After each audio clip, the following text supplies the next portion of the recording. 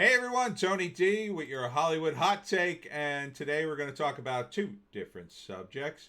We're going to talk about first TikTok. TikTok is, and this is sort of, this is an article from the Hollywood Reporter. TikTok boom: how exploding social media app is going Hollywood. This could be both good and bad, right? As the headline says, the impossible to ignore 2 billion strong platform is leveraging a massive sheltering at home audience hungry for new content, draw A-listers, and turn its homegrown roster into bankable stars with reality shows, of course. The biggest star crossed the 50 million follower threshold, which is crazy. That is crazy. 50 million. That is like PewDiePie territory. PewDiePie's at 100 million. But I think what this is doing, first off, understand that TikTok is owned by the Chinese. It's owned by a Chinese company, so essentially it's the Chinese government. So I defy you to put a bunch of Hong Kong protesty things on TikTok. See how long it survives or goes viral on there. But other than that, you've got a situation in which now the hot app or social media is TikTok. So what's going to happen to YouTube? Well, you're going to get a sort of a youth drain or a talent drain or whatever you want to call it. Because keep in mind, all these A-listers want to be hip and cool and young. So they're going to go to TikTok, right?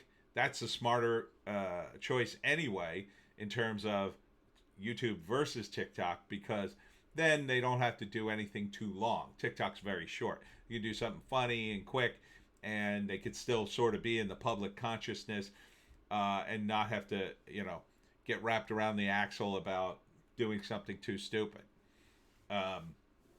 So you're going to pull away the A-listers from YouTube, which may be good for YouTube because maybe YouTube will see that, oh, crap, our audience is aging.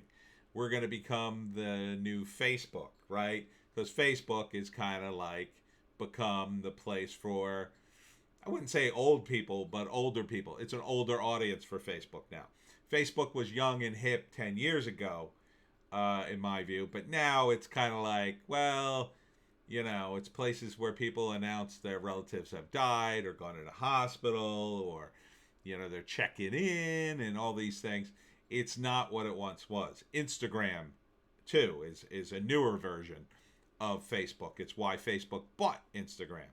And Instagram and TikTok and these platforms are the hot new thing. Facebook is kind of yesterday's news. And so because of that, you're going to see a youth drain and a talent drain going off of those platforms, going over to here, and then they're not cool anymore. And then why are the older people futzing around on Facebook or YouTube like I'm doing right now, right? Oh, it's too long. We're spending all this money and we don't have the youth market. And then the advertisers go, well, I don't need to be here. I need to be on TikTok.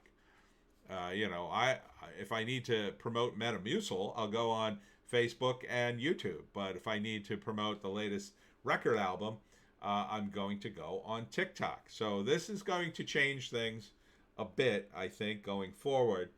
It's going to be interesting to see if the CEO of YouTube, who in my view is very tone deaf to her own audience, so I don't know if she's even going to get on board with her changing demographics, but we'll see. We shall see. Also, this is from the Daily Dot. The NBC show The Blacklist is going to do the last couple of episodes as a sort of low rent animation, I guess. I don't know. I'm calling it low rent. It doesn't say that in the article. Because of the shutdown, they weren't able to finish the show. They had like 3 more episodes to go, which is a shame. I've heard some people who have liked this show and thought it was kind of cool. And it was the sort of show that probably needed like a 3 or 4 episode finale because it was a bit convoluted. It's about taking criminals and using criminals, using like criminal masterminds to catch other criminal masterminds. I believe. I've never watched the show. I've heard about it. Um, so it's interesting that they're doing it. It kind of looks like a moving comic.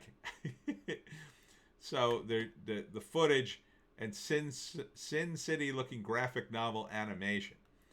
That wouldn't be my choice. I think that's gonna be, unless they're actually moving and it's actually animated. That would be kind of like meh to me, especially in a show that I'm used to watching in live action. This is how you're gonna, do a finale.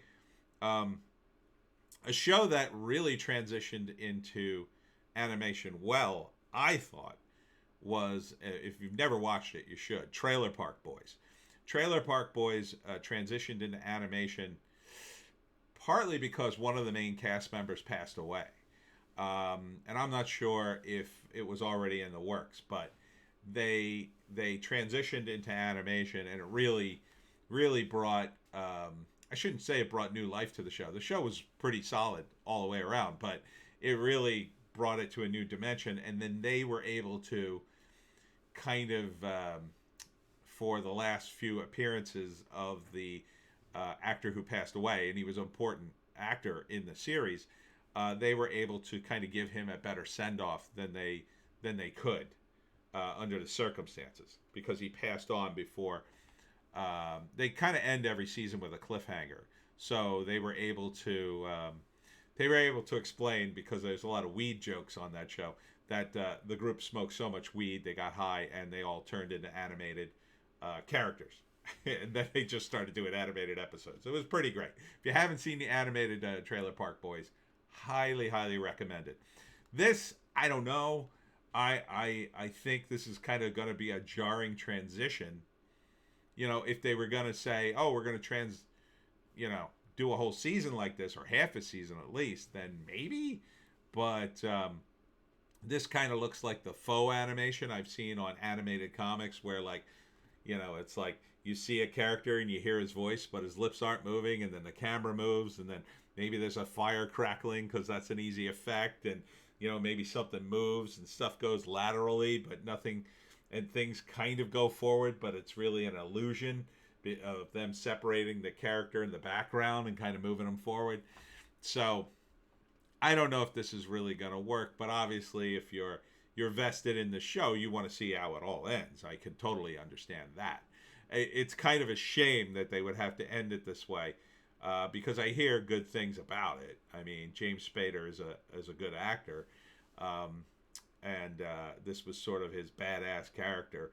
But that's kind of what happens at the end of a series. Sometimes it kind of peters out, and unfortunately, maybe this one is, and they're just not going to add any more money. Maybe the ratings have gone down, and they're just like, well, it's going to be the last season. Who knows? But anyhow, that's your Hollywood Minute. Your hot take. My name is Tony D, and we will see you in the next video.